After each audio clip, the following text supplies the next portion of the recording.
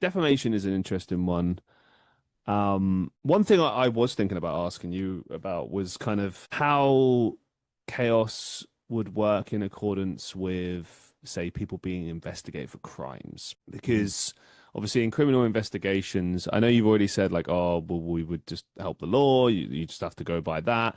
But like, as we know, sometimes people can be either falsely imprisoned or maybe there's a political situation where a good example would be maybe the owner of WikiLeaks from years ago. You remember the guy that was extradited?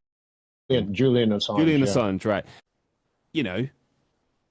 By all intents and purposes, he did a good thing. He was a whistleblower, leaked all this information, and then he was punished for it.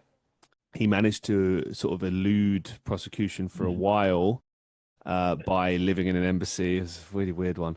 Yes, yeah. And then, very well. Right, and then he was investigated for something completely unrelated, some sort of sexual crime, I think. I don't recall. That's right. But the point is, they were trying to extradite him to different places around the world, and he was evading it and talking about, his rights, etc. And now, in the context of something like that, you've got a political criminal, you've got someone who maybe their information is on your website, maybe they're actively using it regularly. Are you gonna help protect them and their rights to public opinion, free speech, etc., or are you gonna say help the authorities to catch this potential criminal? Well, we're not going to do anything. I mean, if they're by handing over, let's say, details, let's say like governments would ask you or prosecutors would ask you for certain information, personal information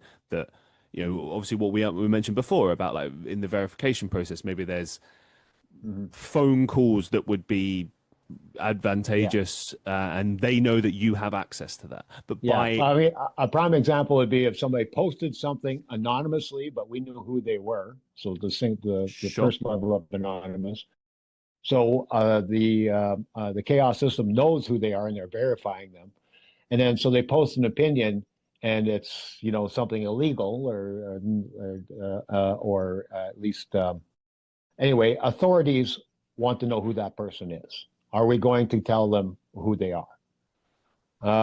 That's a tough question. I don't. Well, this is what I mean about your system is I feel like there are a lot of contention points, difficult situations you might be put into, Yes, and these are difficult positions, but I'd like to point out that every other entity has to deal with this to some degree too. Oh yeah. So we are not alone in this. There are examples out there. So we're not creating a new kind of an issue. I would do, perhaps, if I could, I would not want to give that information. I would like to keep it so that no matter how much pressure the police put on us. So, this is what I mean. You'd have to make a stance or put. It's one of those. iPhone has done a pretty good job on this.